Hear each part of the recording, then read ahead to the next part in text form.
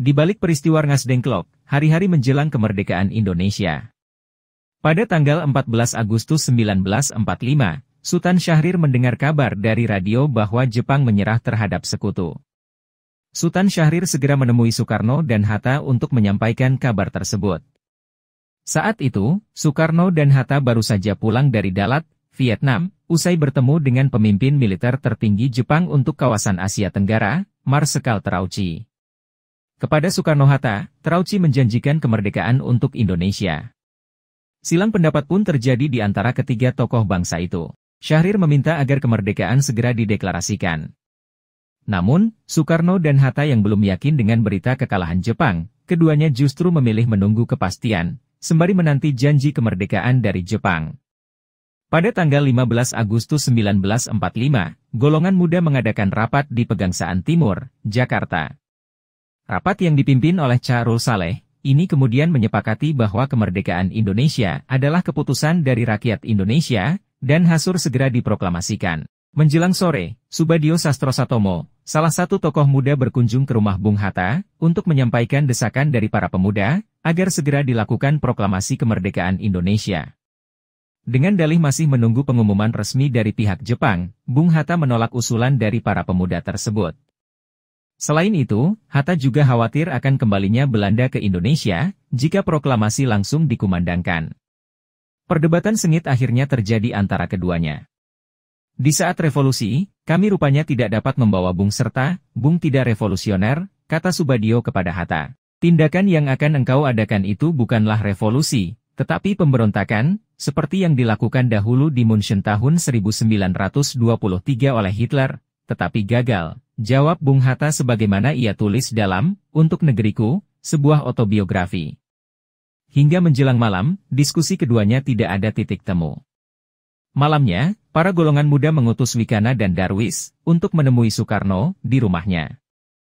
Dalam versi yang lain, kedua pemuda tersebut ditemani oleh Subadio, Suroto Kunto, dan D.N. Aidit. Mereka menuntut agar proklamasi kemerdekaan dilakukan pada tanggal 16 Agustus 1945. Namun, permintaan para pemuda ditolak oleh Soekarno. Beliau tidak bisa melepas tanggung jawabnya sebagai ketua PPKI, sehingga ia harus berunding terlebih dulu dengan anggota yang lain. Karena pendirian Bung Karno yang keras, Wikana sempat mengeluarkan ancaman. Apabila Bung tidak mau mengucapkan pengumuman kemerdekaan itu malam ini juga, besok pagi akan terjadi pembunuhan dan penumpahan darah. Ini leherku, seretlah aku ke pojok sana, dan sudahilah nyawaku malam ini juga, jangan menunggu sampai besok, jawab Bung Karno sambil mendekat ke arah Wikana. Wikana pun merasa kalah mental dan hanya bisa diam saja. Ketika perdebatan sedang berlangsung, datanglah tokoh-tokoh dari golongan tua, seperti Muhammad Hatta, Subardjo, Iwakusuma Sumantri, Soekarjo, dan Sudiro. Dan keputusan yang diambil tokoh tua tetap sama, tidak bisa membuat pernyataan proklamasi saat itu juga.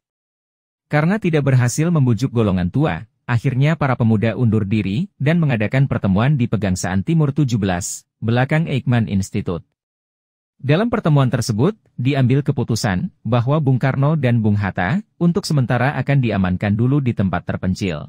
Tujuannya agar beliau berdua tidak terpengaruh oleh propaganda Jepang untuk menunda kemerdekaan. Pada 16 Agustus 1945 jam 3, sekelompok pemuda membuat keributan kecil di sekitar kediaman Bung Karno. Tak lama berselang, Sukarni, Singgih, dan Jusuf Kunto datang ke rumah Bung Karno. Mereka melaporkan bahwa ada kelompok pemuda yang tak sabar dan membuat pemberontakan.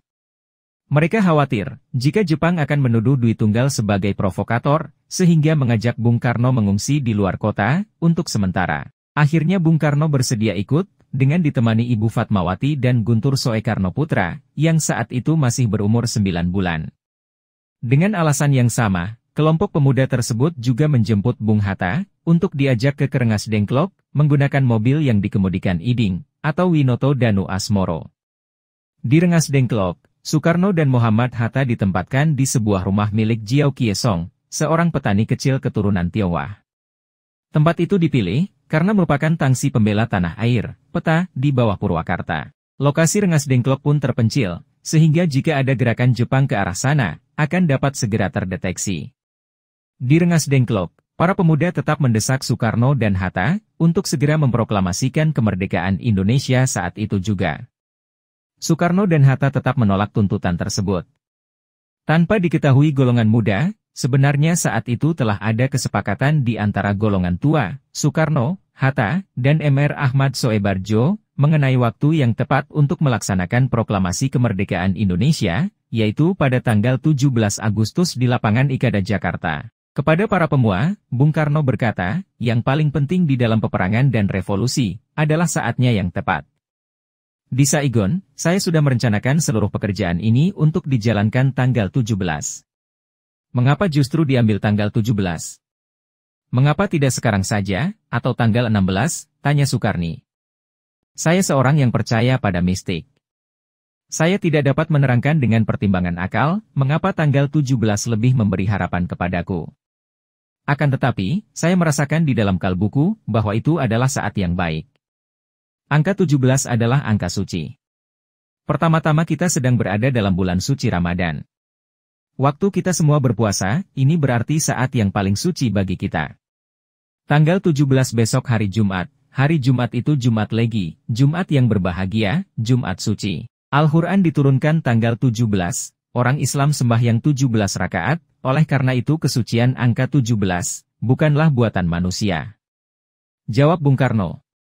Namun, para pemuda tetap mendesak Soekarno dan Hatta, untuk segera mempercepat proklamasi kemerdekaan. Dan perdebatan mereka terus berlangsung selama seharian. Di Jakarta, Ahmad Soebardjo salah satu tokoh dari golongan tua, mengetahui peristiwa penculikan tersebut. Ia kemudian menemui Wikana, untuk bernegosiasi kembali terkait waktu proklamasi kemerdekaan. Beliau meminta golongan muda, untuk segera membawa Soekarno dan Hatta kembali ke Jakarta, dan menjanjikan untuk segera memproklamasikan kemerdekaan Indonesia. Kesepakatan tersebut, membuat Yusuf Kunto dan Ahmad Soebardjo berangkat ke Rengas Dengklok, guna menjemput Soekarno dan Hatta pulang ke Jakarta. Kedatangan Soebardjo pada tanggal 16 Agustus sore, membuat Bung Karno dan Bung Hatta menjadi paham terhadap situasi yang terjadi. Beliau berdua jadi tahu, bahwa Jakarta aman-aman saja, dan tidak ada pemberontakan seperti yang diberitakan para pemuda sebelumnya. Menurut Adam Malik, inilah titik balik melunaknya Soekarno dan Hatta. Dengan pertimbangan itu, Dwi Tunggal berjanji akan segera merealisasikan proklamasi, dan segera kembali ke Jakarta. Pada malam harinya, rombongan sampai di Jakarta. Soekarno dan Hatta diantar ke rumah Laksamana Maida di Jalan Imam Bonjol, Jakarta Pusat, untuk melakukan perumusan naskah proklamasi. Rumah Laksamana Maida dipilih, karena Maida sendiri yang memberikan jaminan keselamatan pada Bung Karno dan tokoh-tokoh lainnya, dalam upaya memproklamasikan kemerdekaan.